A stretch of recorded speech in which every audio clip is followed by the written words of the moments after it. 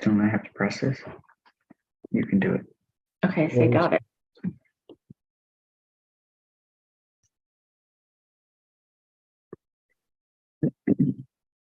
Don't I have to press? Ton, would you like to make the introductions? Hello, everyone. This is Sephardic World, brought to you by the Sephardic Genealogical Society. Sephardic World is run by David Mendoza in London and by me in The Hague, the Netherlands. And we are joined today by Adrien Genet, who lives in New Orleans. And she is a longtime patron of Sephardic World. We are thankful to her and to all the other patrons who are with us here today. Also, welcome to our viewers on YouTube. Adrien is a native New Orleanian whose grandchildren are the 7th century generation of the Sephardic side of her family. And she has been active at Touro Synagogue for 45 years and was named historian of the congregation in 1993. She leads history tours of the Touro. So if you go to New Orleans, chances are you will meet her. And Adrien is going to share with us the history of the Sephardic and Jewish community of New Orleans. Welcome, Adrien, and over to you. Thank you very much. In doing this, preparing for this, I've played around with different sources. And one of the things that struck me that I had in my files years ago was this drawing on the left from Jacob Yeshurun Cardoza. As the caption says, he was the Chazan of the PJC of Amsterdam, 1812 to 1847. And the minute I saw it, it struck me because that's the same image as we have on the Louisiana state flag. And it's been like that for well over 100 years. And I thought it was an amazing coincidence that although Louisiana was in part founded by or settled by Spanish and French, that this is the image on the flag.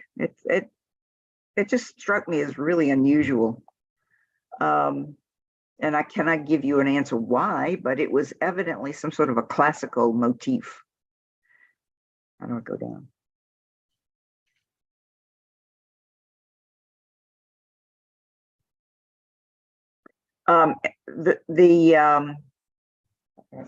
Yeah. Okay. By the way, it has been used since 1812 when our governor was William C.C. Claiborne. The Code Noir was the document that the French ruled all of their colonies with, and including Louisiana. And the Code Noir from 1871, it was the enforcement of the code in the Americas. And it said, as you can read it, this is the first article, and it says Jews are not allowed in these colonies, but they were there. They were Jewish men, single men who arrived alone early on after the French started settling Louisiana. And most of them married the Catholic women who were here already. And that was the end of their Jewish lineage. However, the Code Noir also recognized, just as governments did all over Europe, that the connections the Jewish merchants had all over the world were invaluable to trade, and they kind of looked the other way. And so our Jewish community, although we don't have a specific date, been here a long time. The first known Jewish person, okay, no, not yet. The first Jewish person that we know arrived in New Orleans 1757 from Curacao, and it was Isaac Monsanto. He had a large family, and most of them arrived in New Orleans and stayed for a while. And finally, they drifted away, and every one of them converted to Catholicism eventually. And there are no Monsantos in New Orleans at this time. The most important Jewish man, I think, in our history is Judah Touro. His father was Rabbi Isaac Touro of the Touro Synagogue in Newport, Rhode Island. But we'll get to his history later. But he arrived in New Orleans in 1801, 1802, and he became one of the richest men in America by the time of his death in 1854. But because of the time frame, I wanted to bring him in at this time. Now,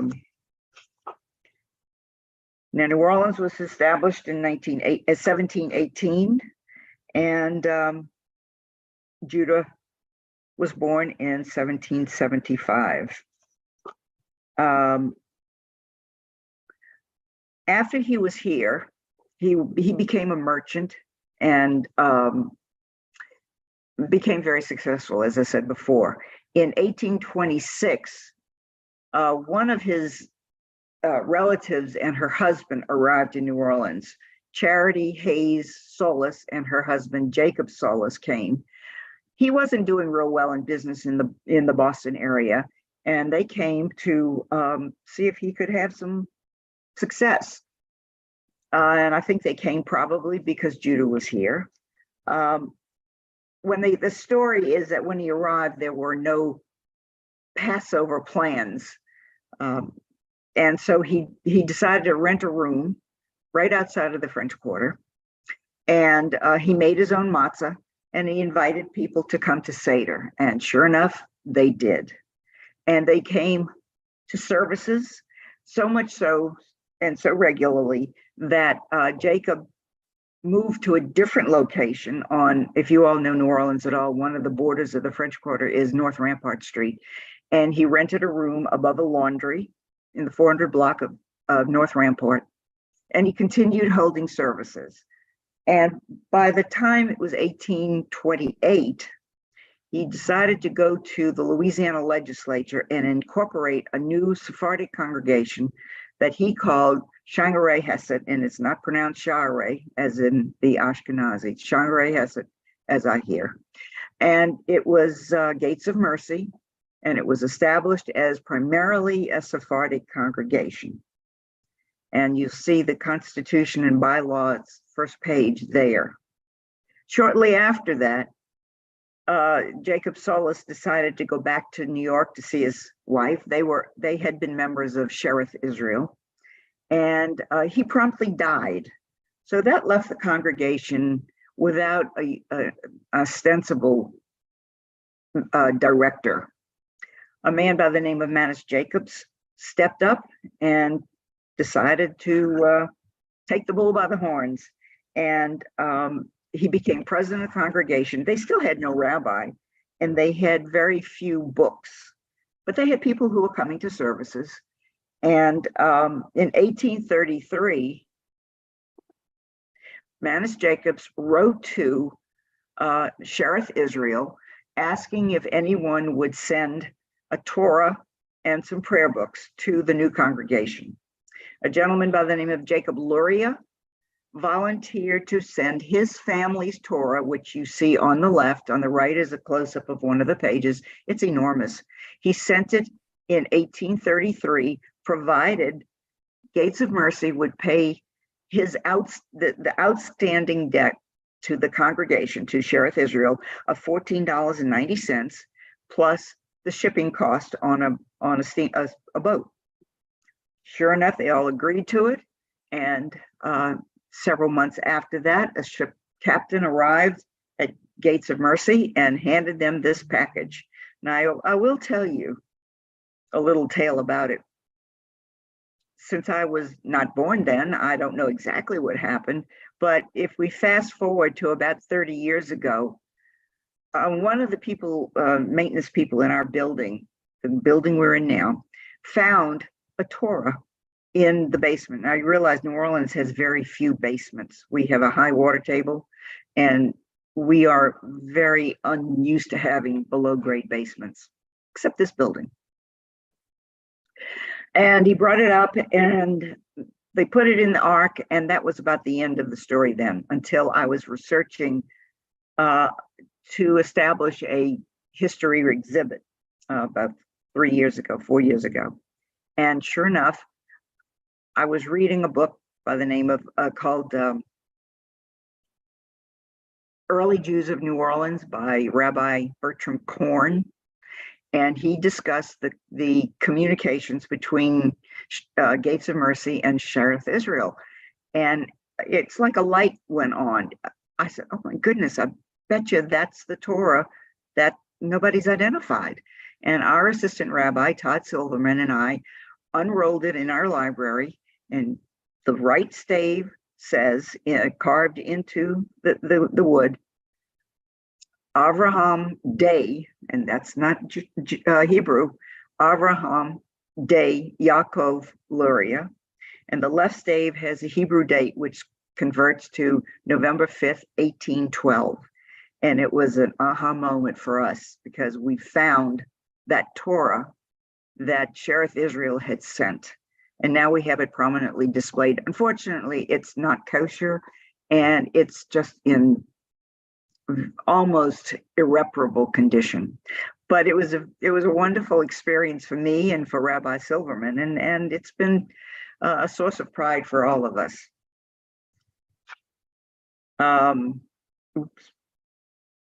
Now, this gentleman by the name of Gershom Kershett arrived in New Orleans in 1839. He was the son of Rabbi Isaac Ber Kershett and the grandson of Rabbi Gershom Satius. And he was here in business, and he was very close friends with Judah Touro. And after a while, they realized that the community had changed from a primarily Sephardic community to a German-French community. So instead of having it just known as Gates of Mercy, Shagnari Hetzes, the congregation started being called the German Congregation, which I think probably irked a lot of the Sephardic members who were there for a while. So Gershom Kershett approached Judah Touro very shrewdly, in fact, and suggested they establish a new community, a new congregation, a Sephardic congregation. And since he was appealing to Judah Touro's possibly immense ego, I don't really know, Gershom Kershett suggested that they name the new Sephardic congregation Nefutzot Yehuda, dispersed of Judah. And he was speaking to Judah Touro. And that seemed to do it, because Judah said, yes, that sounds like something that could work. So in 1846, Judah Touro bought this building from the then existing Episcopal Church, Christ Church, on the corner of Bourbon and Canal Street. Now, that Judah gave the congregation for, I think, $1, another larger, better situated space, and they built another Christ Church there. And this was what we saw. This was the exterior of that church, very Grecian, and the congregants liked it. And this is one of the interior drawings from the building. And you can see there are Corinthian columns and their seats, and there was a balcony, and it was very classical Greek. In 1850, the building was completed and became as a congregation, as a synagogue, and Judah donated an ark, and they kept the look of the Greek temple. Let me go back. Oops, did I do that wrong? How do I? Okay, this is the cornerstone of Dispersed of Judah. It's on display at the Historic New Orleans Collection's garden wall. It's very large and very heavy. And we we realize it's there, and that's fine. So they started this congregation, and I'll get back to it in a second. Okay. Okay. One of the other prominent Jewish people here in the city, arriving in when 1850-ish, is Isaac Delgado. He was a Jamaican planter. He had a large family in Jamaica, somewhat related to me. And he was very generous. He was a bachelor. And in I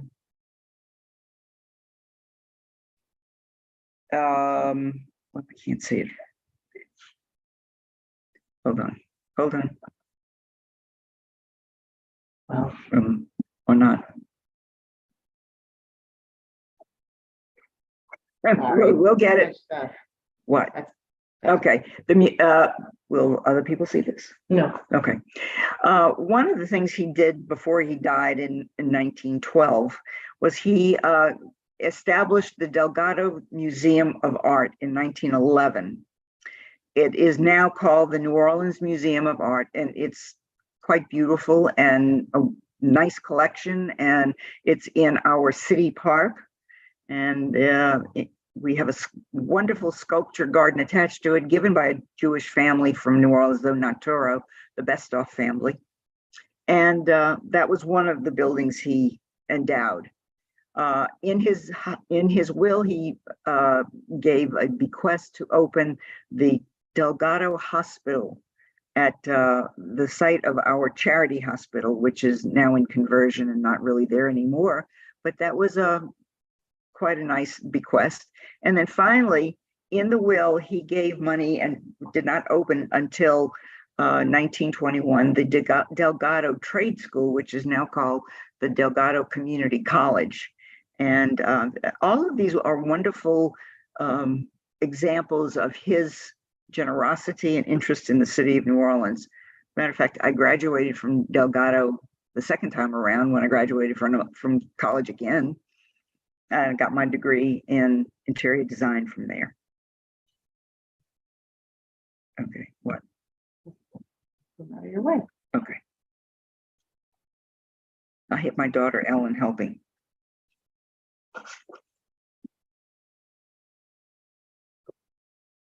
Right.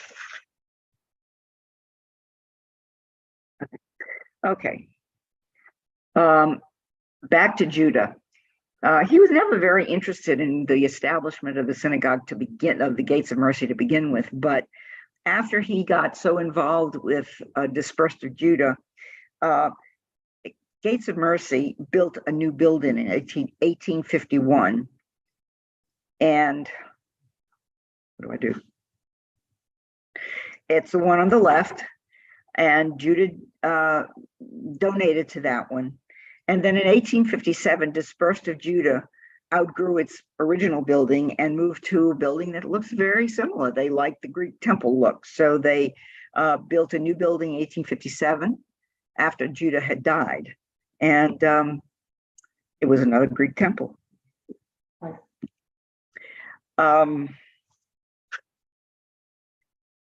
Now, in 1881, because of the financial condition the city was in during the Civil War and Reconstruction, the two congregations could not maintain separately.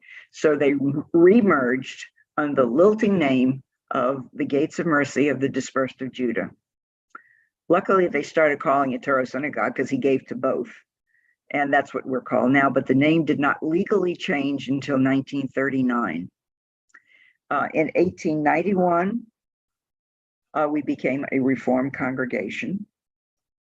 And in 1908, construction began on our current building. You can see on the left is the newspaper article about the cornerstone laying of the building, and the building in construction with a dome is seen on the right.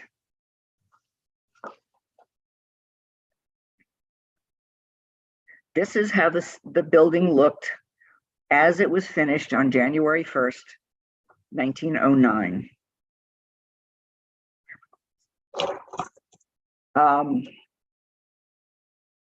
Now let's show you some interior shots of this building. That's the way it looks on the exterior, very similar to what it looked like when it was completed. And this is from the choir loft. It's not a women's gallery. This is the choir loft. Of course, it's a little distorted because of the lens, but you can see it's really quite impressive. I love it. We seat 700, and this is the left is the picture of the stained window on the very top of the dome. And when I was a child sitting in the congregation at services, I couldn't figure out why there was a cross in the center of that stained glass window until I took a Hebrew class and finally realized and understood that it was the four letters Yud Hey Vav Hey. The ark, as you see, is made of most of the original ark from the original building on Canal Street. Very Corinthian. Those are the same columns that I showed you in that first interior building. The architect is a New Orleans Jewish architect by the name of Emil Weil, and he incorporated, I guess, antithetically, a lot of Greek symbols, like the Greek key, as you can see beside and behind the ark. And it's actually, if you get up close enough to the ark, you can see the Greek key is inlaid in most of the corners of the whole thing. The pilasters and the four columns are from the first building.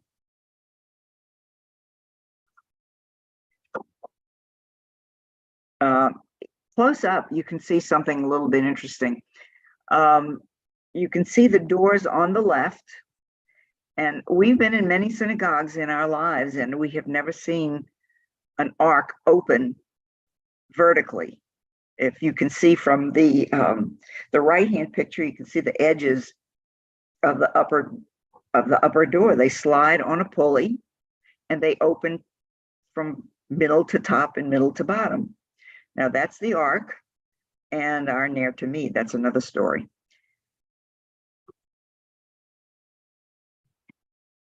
Now, again, having grown up at Touro, I was on the design committee in 1984 to redo the interior, to, upholstery, carpet, and all that stuff.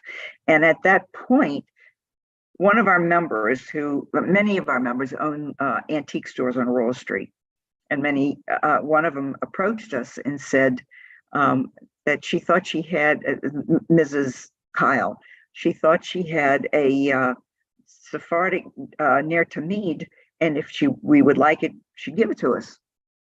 So we said sure, and someone took down the one that was there my whole life, and I don't know how long before that.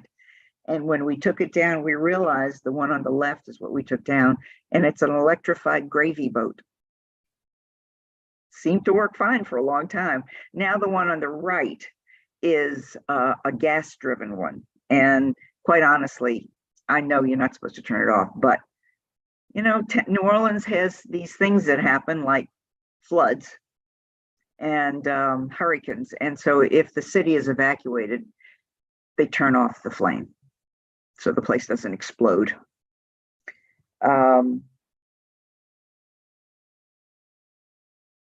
This is the side window. The bima is to the left. That's one of the side buildings. The one of the windows, the one on the other side, the same.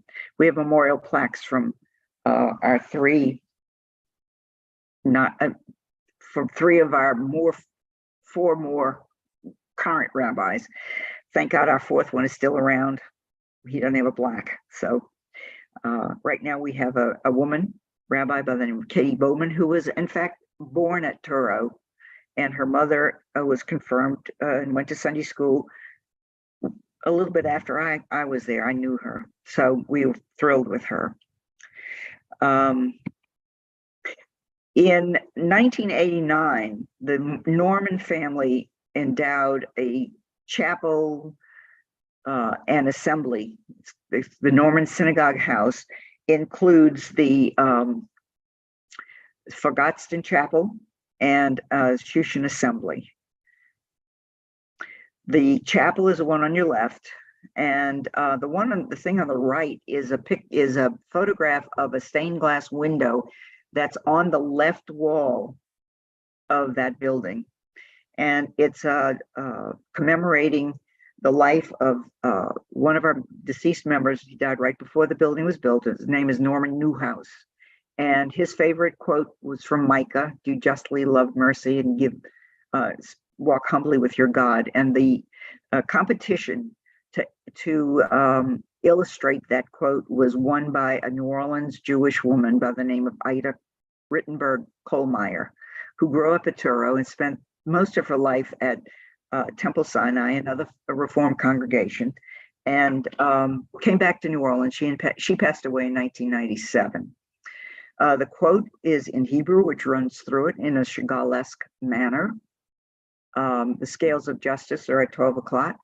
The heart of mercy is at 7, and a figure walking humbly with his God is at 5 o'clock. In the center, you'll see a menorah. Below it, you see, carefully if you look, 2 shofars. Above the menorah, you see 2 leviathans, the Jonah's whales. At 2 o'clock is a Ner Tamid. At 3 o'clock is a Torah. At 9 o'clock is 10 Commandments, and at 10 o'clock is a Kiddush cup. And she has sprinkled throughout the window what she calls her language of a religion: suns and moons and stars and flowers and trees. Now, to the left of the 10 Commandments, it looks like a book. I don't know. We didn't know what it was. Kind of thought maybe it was a Talmud. And Ida had already passed away by then, but I knew her daughter. And I said, "What does that mean? What is that?" And she said that Mom and I talked about that quite a bit, and it's just a book. But I think that the window is stunning. Now, we're going to talk about Judah Touro's life. This painting was done by Solomon Nunez Carvalho. His daughter was Jacob Solis's wife. As everybody's connected, and I tell our visitors always in New Orleans, you don't talk about anyone because the one you're talking to is related to the one you're talking about. We're all connected here in New Orleans because we've been here so long. He was also the artist that accompanied the Fremont expedition to the West. Now, Judah's father was Rabbi Isaac Touro, as I said before, who was born in Holland and grew up a bit in Jamaica. Came to the other Touro Synagogue, and the problem was that he supported the king, and he was not very happy with the situation in the revolutionary times of America. And he took his family back to Jamaica, where he found a pulpit. And about 2 or 3 years later, he died.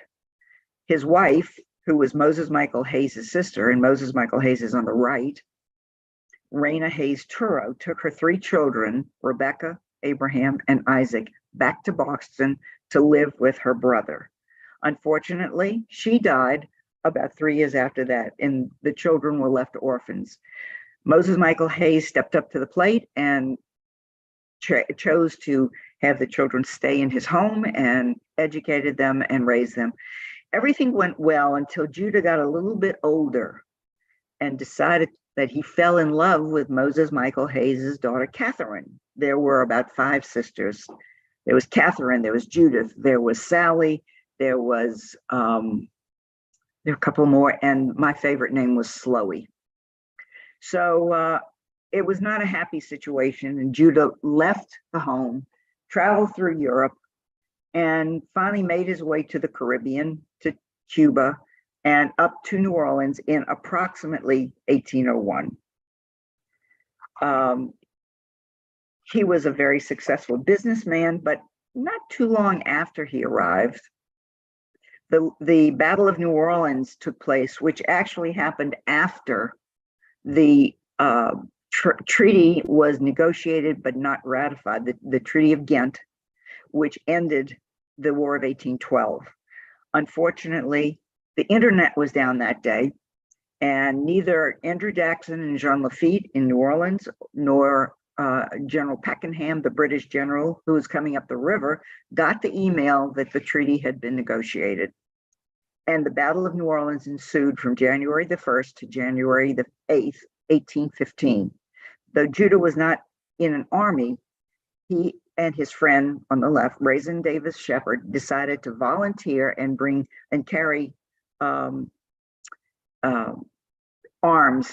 cannonballs to the soldiers that were fighting. Unfortunately, in doing so, a 12-pound shot tore through Judah's thigh, upper thigh, lower groin, wherever you want to put it. And he was left for dead. Someone told his friend Raisin Shepherd, your buddy died, and he went to look and he wasn't dead. And by the way, the right-hand picture is an illustration of Chalmette Battlefield. You can go on tours of it today and reenactments.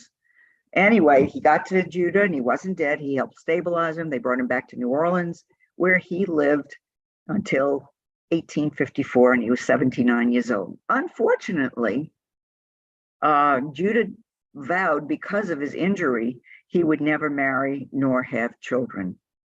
One of those was right. He never married. However, he was really quite a grim guy. He never crossed Canal Street. He would never ride in a buggy, and he never married. These are some of his businesses.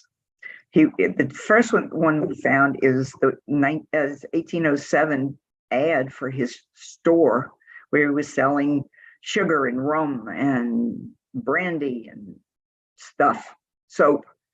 Then in 1837, this ad appeared in the newspaper saying, yes, he had enough ice, as did the other ice vendors. What he would do, as you can see the lower left, 1844, that ship is called the Touro Synagogue, the Judah Touro. And he would send his ships to the Great Lakes, where they'd cut off a piece of the iceberg and bring them to New Orleans. Now, the city was strictly, at that time, mainly the French Quarter. They'd dig a pit, put straw, and a trapdoor in a little building where they sell ice. As strange as it seems, if anybody's been in New Orleans in summer, it sounds impossible, but it worked. Eventually, he became a real estate developer, and the picture on the lower right is the Touro building, or the Touro, I can't think of the word, the Touro buildings. And he owned the whole block, and it was between Royal and Bourbon. And actually, the corner building, the far left corner, was where the synagogue was that Kershett created in his honor. He did have a daughter with a free woman of color by the name of Lucretia Turner. Narcissa is the daughter, and if you remember what Judah looked like, she looks very much like Judah. The daughters of Moses Michael Hayes, for some reason or other, which I do not know, moved to Richmond, Virginia, which is where Lucretia Turner came from. And when Narcissa was a child, Lucretia moved her from New Orleans to Richmond. And guess where they went to live?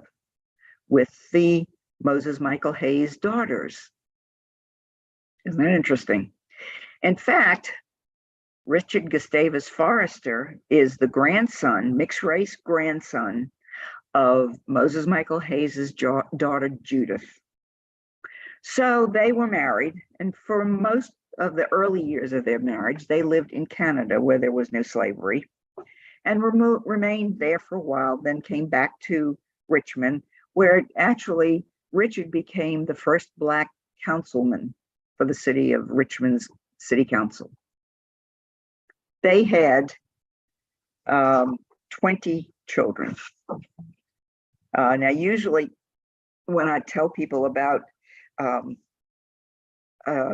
Judah's injury, the men kind of cringe. And when I tell about the ladies with her 20 children, the ladies cringe, but they were all, most of them grew to adulthood, which was unusual at that time. And they were all raised Jewish, but today, none of them are either primarily white or Jewish. Richard Stokes, a gentleman who is an emeritus director of the Judah Touro Foundation, or Touro Synagogue Foundation in Newport, is a direct descendant. And he's been to Touro to speak, and he's really quite a brilliant historian. This is a hospital that Judah established 2 years before he died. It's today called, like it was before, Touro Infirmary. It's about 6 or 8 blocks from Touro Synagogue. And it was the first hospital in the South that would admit slaves as inpatients. And this is the ad in the newspaper for Touro Synagogue's beginnings. It was not at that location. It was actually originated right near the foot of Canal Street. And there's a historical marker there for it. But in the late 1800s, about 1890, the hospital moved to its current location, and very near and dear to my heart because my husband and I were both born there, as were our daughters. My husband was a medical intern there, and his new knee came from there about 5 years ago. It's a fine hospital. Most of my doctors are there, and it was a good idea for him to do this. Now, at Judah Touro's death, January 18th, 1854, he was first buried in the Dispersed of Judah Cemetery, which was purchased by Judah right before he purchased the church that became Dispersed of Judah. And he was buried there, but he was reinterred into the family's plot in Newport with Catherine about 3 feet from him. Neither of those ever married. They never communicated again. And they renamed, the city council, shortly after his death, renamed Canal Street, which is our main street, to Touro Avenue. And about 3 years later, they changed it back because nobody called it that. Things don't change very rapidly here. So but there is a Touro Street in another part of the city. Amazingly, it's right near the cemetery that our congregation owns, by coincidence, or maybe not. Now what? Oops, we missed one. Yeah. Next one. Okay, that's the base of the monument where Judah is now interred in Newport.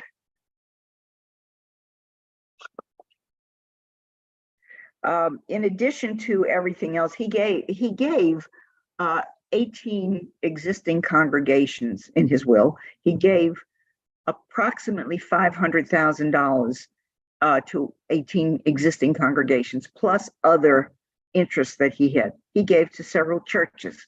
He gave to a minister who was very close friends with for a Unitarian church. And I was told that the $500,000 that he bequeathed today would be equal to approximately 13 million. So he was rather a wealthy man. So he did that 500,000 to 18 synagogues. He also gave $150,000 to what he called the Holy Land. And part of the money was used to construct by Moses Montefiore. If you've been to Jerusalem, I'm sure you've seen Yamin Moshe and Mishkanat Sha'anim. And that's the windmill, the guest house with the windmill, as you can see. The letter on the left is the thank you from Moses Montefiore, and the windmill and the guest house is on the right. And above there is a commemorative stamp to commemorate the 150th anniversary of the gift. And it was interesting. My husband is a stamp collector, so we found these on the internet. I bought the several that they had, and now some of them are in my husband's collection. In 1930, Judah was one of the 4 Jewish Louisianians honored in a frieze of 22 notable Louisianians on a new state capitol building that was completed in 1930. It's the only picture anyone has ever seen of him without a hat on. But he did have his grumpy face, I must say. And this is a recent drone picture of our complex. Over on the far left, you can see the little rounded building. That's the chapel. And this is Touro Synagogue today.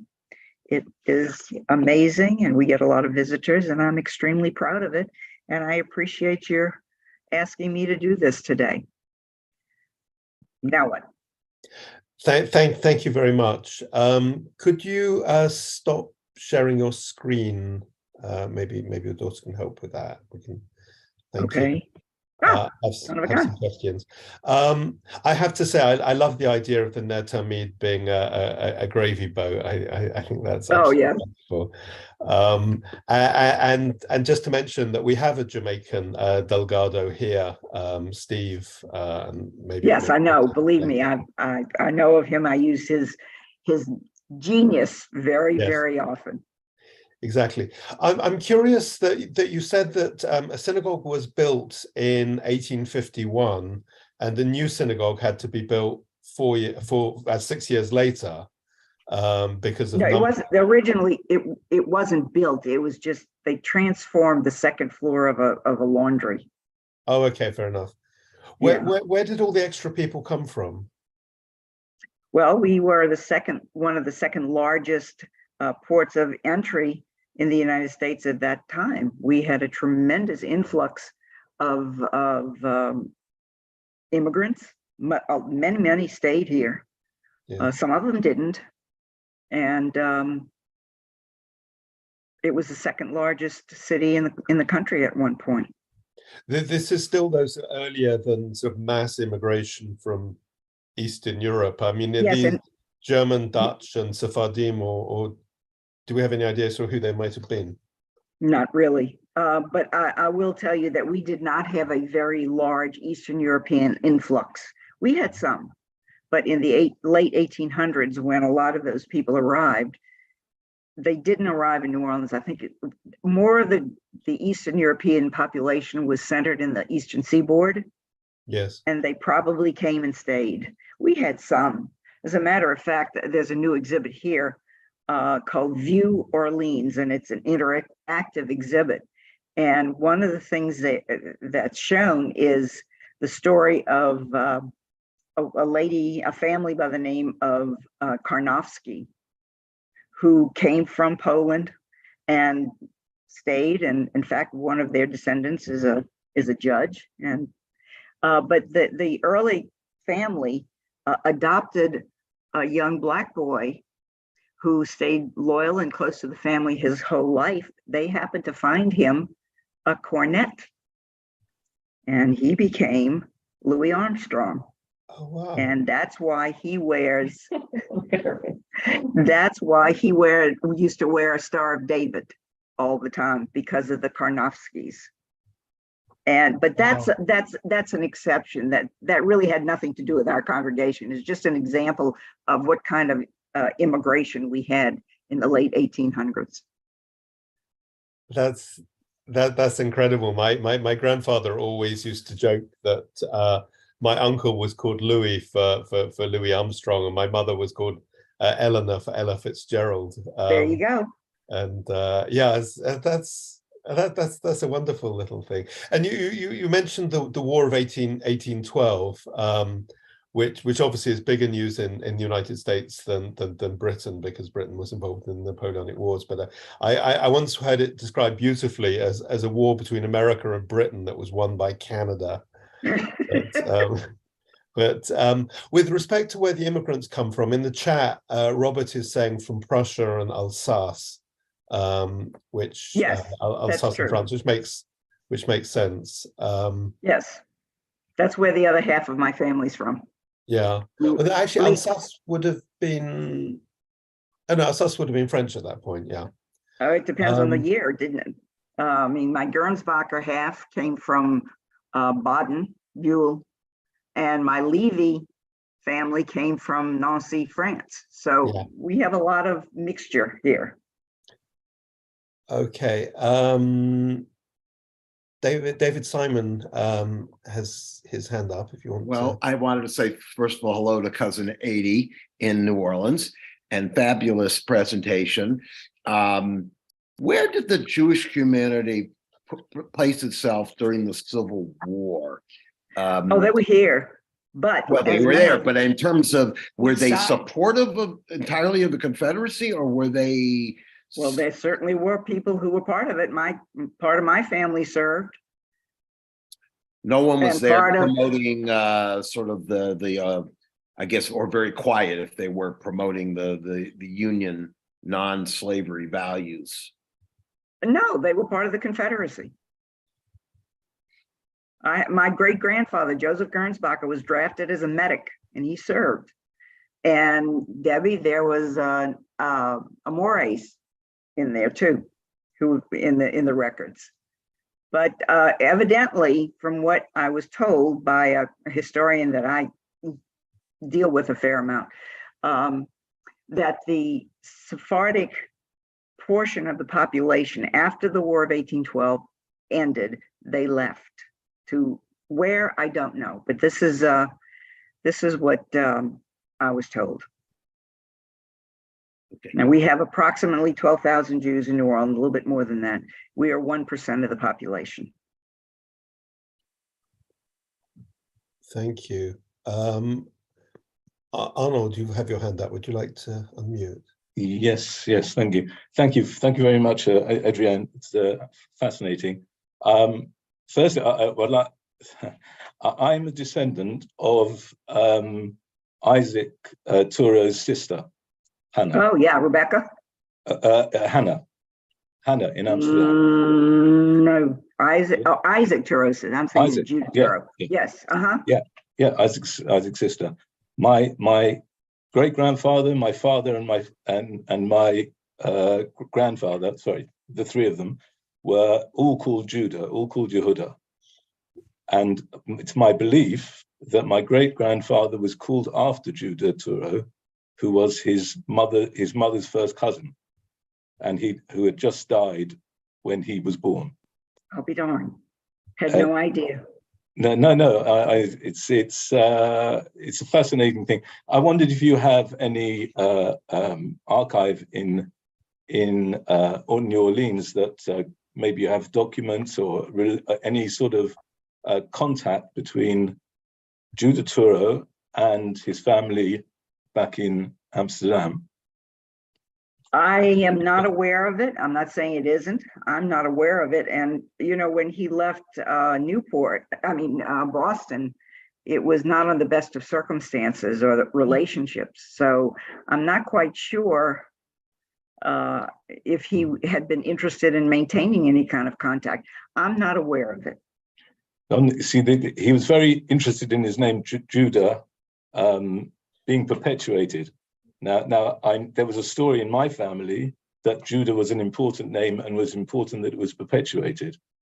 So obviously, when I found the link to Judah Touro, I became very interested in that. So I'm just trying to find a little bit more, trying to make it a bit firmer. I don't know, but yeah. I'm sorry.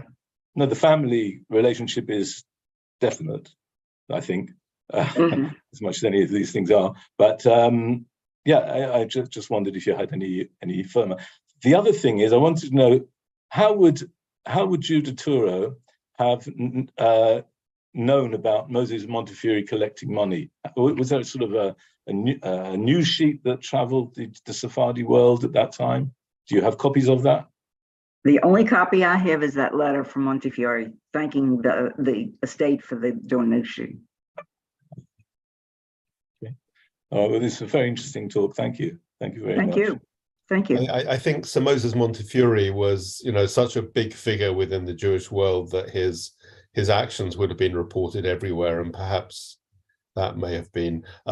His archives are in London, so there might, of course, be correspondence. Could be. Yeah. Robert in the chat says that Judah destroyed all his papers. Yes. And on YouTube, Ellen is asking, are all Touro Synagogue records at Tulane and American Jewish Archives? Any other archives?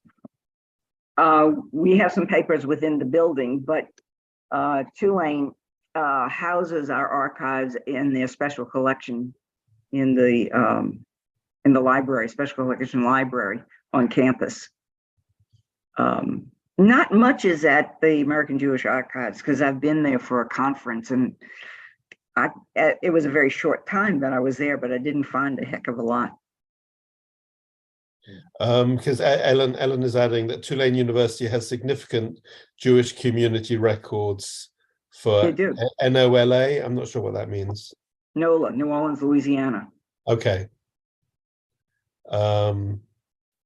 Okay, that's interesting. Perhaps that's something we can. But they have records not only of our congregation, but they have records of other congregations also. Yeah. Okay, that's really interesting. Also on YouTube, Daniel's mentioned he noticed that the hospital was under the supervision of Dr. J. Ben Sabon. Ben Sadon. I mean, are we looking at a Moroccan or just, is that an English name or French name? No, I don't think it's a French name. I think it's a Sephardic name. Yeah, I think that was Daniel's question. I think that made more sense to have like a Moroccan. I don't know. Yeah, I don't know. We can dig that out. So sorry, Tom. Yes, I took a print screen of the Torah scroll that is kept by the Touro Synagogue, and I sent it to Raif Miliado, and he reports back that the script is definitely Sephardi. Oh yes, that we know. It looks like a lot like a lot of the S&P scrolls that are used, and some North African. It's enormous. It's very, very large, and for as old as it is, in some ways it's not in good condition, but the scroll itself is very varnished looking. It's very shiny, and that part of it is just fascinating. We've had a scribe look at it and really suggest that it can't be repaired in any economical way.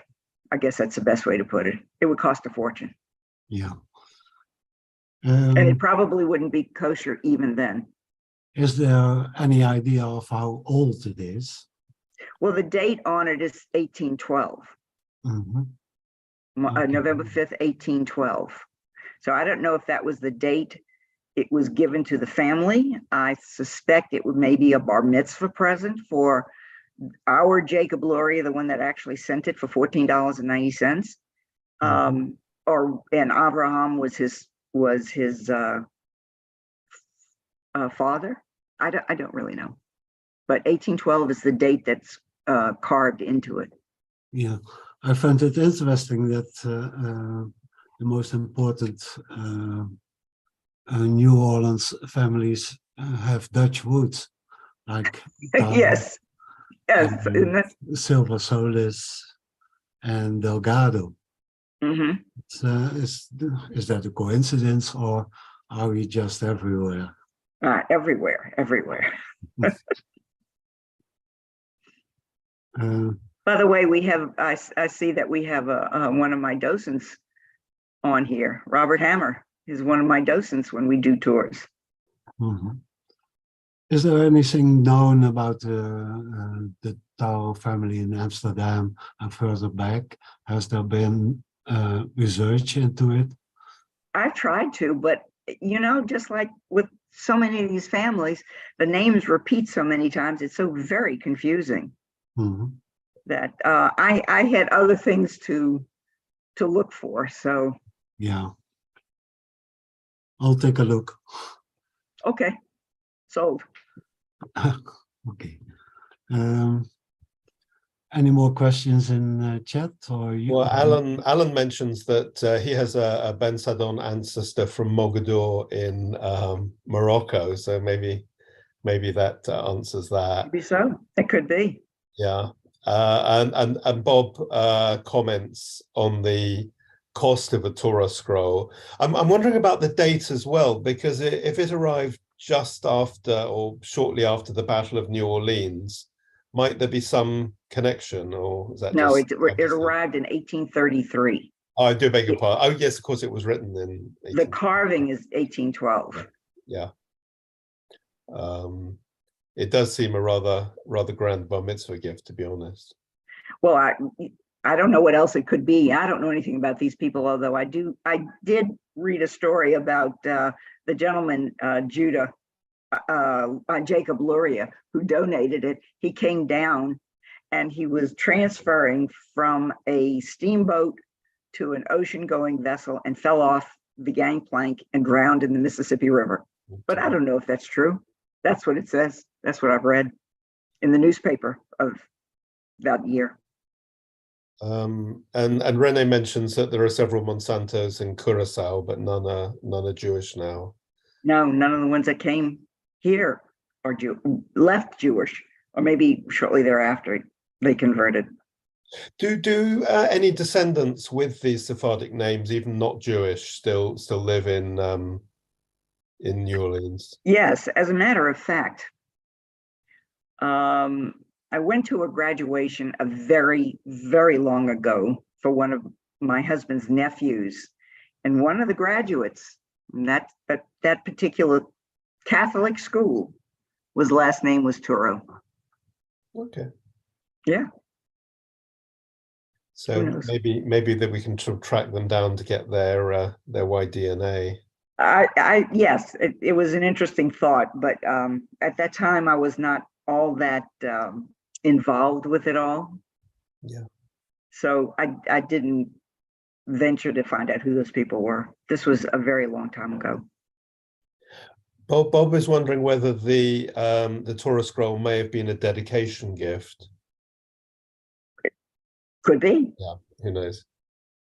And Daniel is commenting that there were a number of Moroccans, including the founder of the state of Florida, first Jewish senator, David Levy Yule, aka the Moroccan Prince in the South.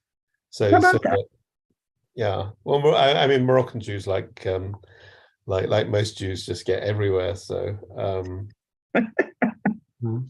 I know that the richer Sephardic families in Amsterdam had their own Torah scrolls. When they had no use for them anymore, they gave them to the synagogue, either to protect it, and then they kept sort of a right of possession and could ask back for it, or they gave it away. And in the end, Amsterdam had so many Torah scrolls that they started to give them away. We sent them in the 17th century to New York, to Curacao, to St. Thomas, to Jamaica, to other islands. So these this Torah scroll might just have been a family possession. Maybe. It was, he said it was his family's Torah, but I bet the rest of those people don't ask for $14.90 for their family's dues.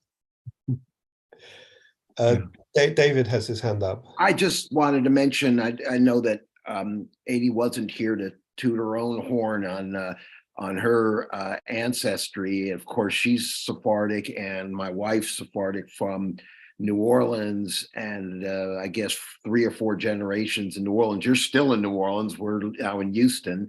But as I guess a reminder, all the work she's done and some of the work I've tried to learn from her has taken us to, of course, Beavis Marks in London, because the Cohen Diaz Vedas that we had a few months ago that was presented, I think, by Ton and a little bit, David, you did, is direct ancestors in London, and of course the cousins are the ones that are the Cohen de Azevedos from Amsterdam. And so in any case, there's definitely Sephardic alive and well in New Orleans. Adam Brown will be interested. Thank you. And mentioning London, we should just have another plug for the International Association of Jewish Genealogical Societies conference, which starts in London on the 30th of July. And obviously we hope to see everybody here. And obviously the as well as the conference, London is just a great city to be in. Yeah. Do we have any more questions on YouTube? No, we don't, but some people are saying thank you. And Adam is mentioning that they have Cohen Azevedos to test for the Y DNA. So we'll see. Wow, that would be great to know. Yes. Maybe like my ancestry, it will end up as just sort of Iberian goat herd, but we shall see. We'll find out because we're going to Portugal in July with the whole family. Yes, that's excellent. Ton, shall we, unless anybody else has any questions or anything they want to say, shall we wrap up? Yes. So this was Sephardic World. As always, we thank our patrons who make all of this possible. And we thank our viewers on YouTube. And above all, we thank Adrien Genet, who held a lively talk with lots of interesting stuff. And we hope to see you all next week. Thank you all.